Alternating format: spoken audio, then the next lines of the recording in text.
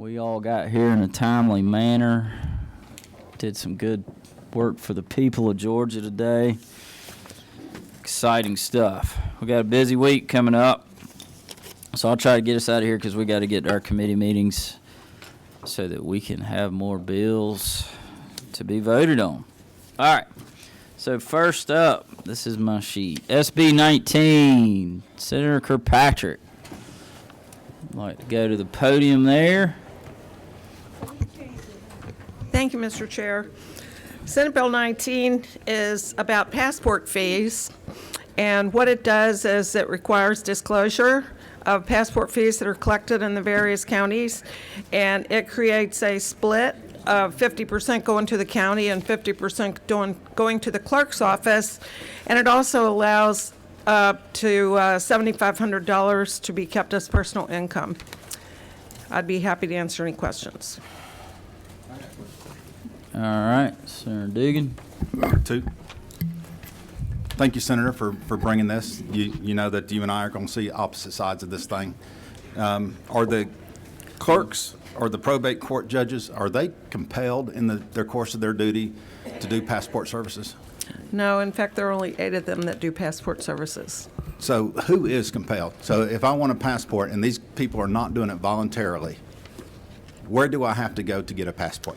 To the federal courthouse, some post offices, some libraries. Very few post offices. And if you go to a library, where does the money go for the application for the passport? I'm not sure, probably. It goes to the library, and to whoever's doing it at the library. So, but the most common way to do this is actually going to the Secretary of State's office, not the Secretary of State, the State Department's office in D.C. to get a passport, either new or renewed. So we're looking at changing a volunteer service that's provided at a local level for the constituents of our state because of a headline. Actually, what we're trying to do is add transparency to the process and try to have a written agreement for how the money is allocated. And there are provisions in here for the counties to, by written agreement or by local bill, to adjust the percentage and or the fee. Senator, I have no doubt in my mind that you're going to beat me on this position. I think it's fundamentally wrong that somebody that's volunteering to do a service for our constituents is now held as a, the terminology at first was almost in an accusatory manner for them providing a service on their own accord. So, thank you for your feedback. you're welcome. Mr. Chair, do you want me to cover the other one while I'm up here? Sure. What number is it? Senate Bill 155. Oh, yeah. This is the Cruelty to Canines Act, and it basically simplifies the definition of a public safety animal, and it also changes the categories of interfering, harming, and aggravated harming of a public safety animal to resolve some conflicts that are in the current law. Okay. Any questions on that one? And I want to go back to SB 19 as well.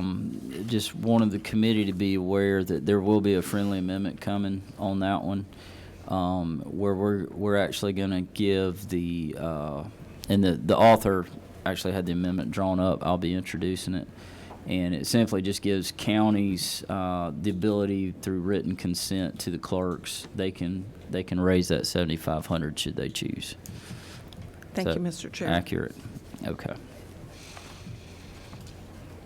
All right. Next up, Senator Anna Vitarte, your SB 32, Alyssa's Law. I think you've covered it multiple times. Does anybody have any questions about that one? Okay, let's move along.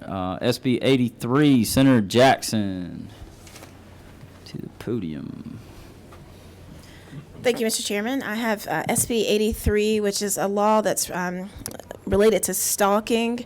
It actually doesn't change our definition of stalking in the criminal code. It simply allows you to get a TPO, a temporary protective order, in the event that you're being stalked in your home. We've heard this bill several times in judiciary. I've worked extensively with both the criminal defense attorneys and PAC to come to a compromise where folks were willing to stand with this. And so ultimately this is about protecting largely women who are trying to get out of a domestic violence situation, but because they're intimate partner is stalking them within their home, when they go to pack up their bag, they see it on the camera in the bedroom, and they harm them. And so this is our objective, is really to protect people and allow them to have the opportunity to call for help, to get help if they want to get out. Okay, and you've worked a long time on this one, haven't you, Senator? Yes, sir. This is my third time before this body. Wow. It's a lot of times. Third time this year? No, sir. Third year. Third year. I'm hoping the third time's a charm. Again, as I said, the first time we came in a different route. There's been a lot of compromise on this bill to try to get it in the right posture. Okay. Any questions from the committee?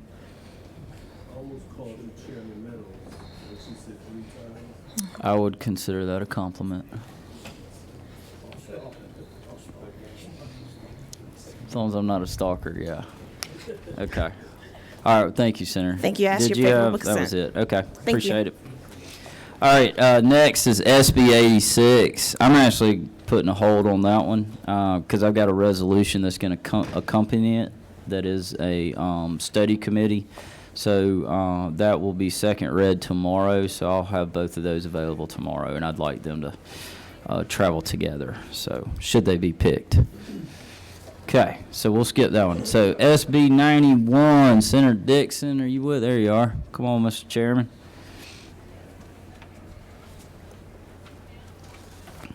Thank you, Mr. Chairman.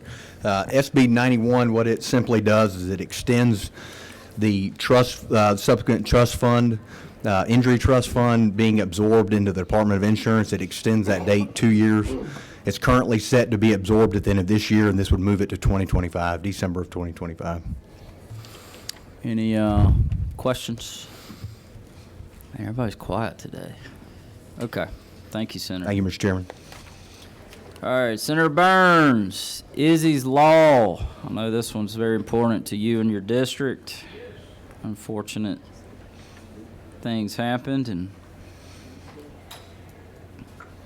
this will hopefully address that. Thank you, Mr. Chairman. Indeed, Senate Bill 107 is a aquatic safety bill.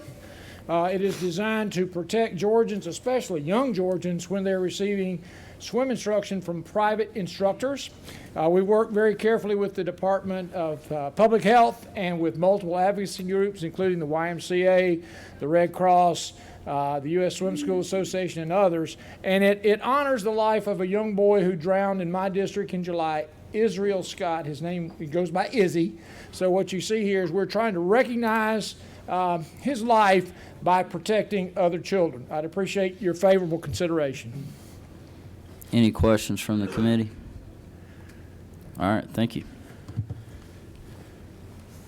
All right, 128, Senator Albers. In fact, you got 3 on here. Golly, you're a busy man.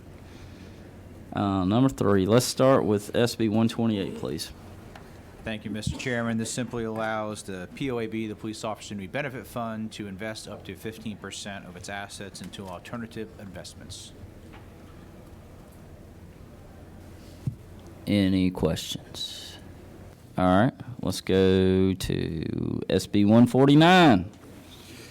SB 149 is the Georgia Door-to-Door Sales Act. This simply makes sure that high-pressure salespeople will not force folks into long-term, multi-year contracts for almost the value of their home for solar panels. Okay, any questions? All right, let's go 170. And the last is the Student and Teachers Speak Act. This allows for a student to be put on the state school board as an advisory member, same as the Teacher of the Year. Okay. Madam Leader, did you have a question? Oh, okay. I just heard a what? Thank you, Mr. Chairman. Does it have to be a high school student, 10th? It would be a 11th or 12th grade student, and the governor, I'm sorry, 10th or 11th grade student, and the governor will choose that person. Okay. Yeah, that's fine. And follow up, how, Sure. are they nominated, or do they put in for that, or does the principal put them in for? There is a process by which it culminates and gets up to the governor's level. From each individual school district, the governor makes the decision. It also encourages, but does not mandate, that local school boards would add an advisory member as well, but we by law cannot do that to put a mandate on them. All right. Thank you for that great explanation. All right, Senate Bill 138, Senator Williams, another busy body of the Senate. Yes, sir. Thank you, Mr. Chairman. This Senate Bill 138 clears up some confusion and controversy on how sheriffs are replaced. If a sheriff is removed from office, then his chief deputy, if he has one, would be able to fulfill the duties of sheriff. But it also says that if that person were to leave or retire or quit, then the chief judge of that circuit would appoint the sheriff's replacement. This just clears up some issues that have occurred and could occur, that a non-elected sheriff could wind up serving in a county, and this makes sure that the chief judge makes that appointment rather than someone else. Okie dokie. Any questions? Thank you. Thank you. All right, Senator Payne from the carpet capital of the world. Floor covering capital of the world. Not anymore. Yeah, thank you, Mr. Chairman and committee. I bring you Senate Bill 169. This is a really quite simple bill. All it does is a hearing from the time a child is suspended from school. It adds to parameter that based on mutual agreement of the school and the parents, the hearing may be held no later than 15 days after the beginning of the suspension. Currently, it's right now. It's at 10 days otherwise. And it also, second thing it does, it also just mandates that any child suspended from school, whether it's through a tribunal, that the schools are required to send grade level materials with them so they can continue their education while they're suspended. Any questions? Thank you, Senator. Senator Setzler, I see you sitting there waiting patiently. Is there something you'd like to, are you just here for fun, or? Mr. Chairman, Senate Bill 126 passed today out of Reapportionment Committee. Just was available to speak to that if there's questions. Okay. It'll be reported out of committee tomorrow, and it'll be second read on Wednesday and be available on the general calendar then. Thank you, Mr. Chairman. So thank you. You're always ahead of the game. Good job. Senator Steele, you passed your first bill today. You come in here to gloat, or did you want to talk to us? Did you have anything, or are you just here? Sit with you, Rick. 2 bills? What bills? 60 and 191. Let me get with my committee on that, and we'll get back to you. Senator Summers, did you have something? I got several of them, Mr. Chairman, but if you, on bills. Okay, we've discussed, right? Sir? We've discussed. Yes. Okay. All right. Thank you. Okay. Well, let's pick a few. Oh, before we do, I'm actually going to recognize our President Pro Tem. We've got a bill we need to get into standing committee. Thank you, Mr. Chairman. I would make a motion to the committee to recommit SB 39 from the general calendar to the Rules Standing Committee. Okay. I've got a motion and a second, and so discussion on that. That's it's a hemp bill, and it's if y'all remember, we had some issues on the floor with the hemp bill, and so we're simply adding another option to get it fixed. So that's the purpose of that. So we'll have that in standing committee tomorrow should y'all pass this motion. We've got a motion from Senator Kennedy and a second from Senator Anderson. All right, all in favor, say aye. Aye. All opposed? All right, motion passes unanimous. Thank you, Senator Kennedy. Yes, sir. Okay, let's pick a few bills. So, my list. All right. Senator Cowser. I will pick Senate Bill 19. Senate Bill 19, good bill, good bill. You get that order wrong, it should be Senate Bill 91. Okay, Senator Anna Vitarte. Senate Bill 149. 149, good bill, good bill. All right, Senator Dugan. Senate Bill 169. 169.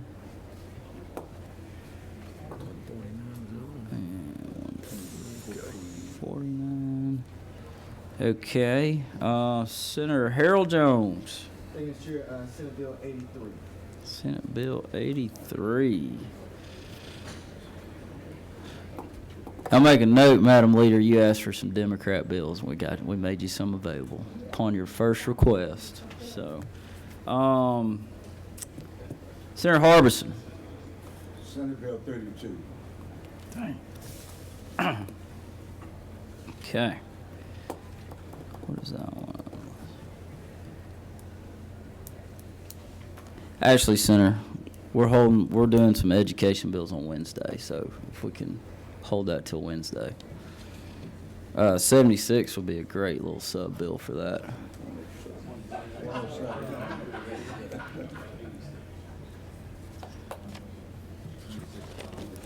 All right, and let me have Senate Bill. Is it available? 128. All right, 128. Hmm? That was supposed to be on. Okay. All right.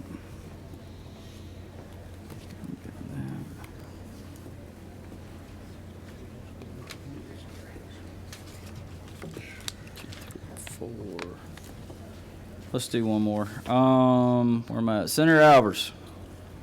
Thank you, Mr. Chairman. I was really hoping to pick Senate Bill 86 today, but you told me I had to hold it, so I'll go for Senate Bill 170. 170.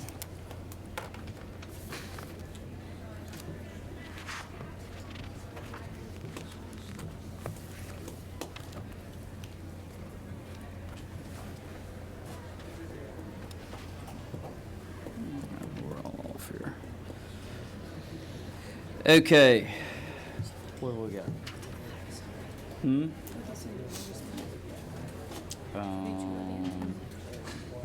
picked 128. All right, we got Senate Bill 19, Senate Bill 83, Senate Bill 128, Senate Bill 149, Senate Bill 169, and Senate Bill 170. So moved. I got a motion from my vice chairman. Second. Got a second from Senator Beach. All in favor, say aye. Aye. All opposed? All right, motion passes unanimous. All right. So, all right, meeting adjourned.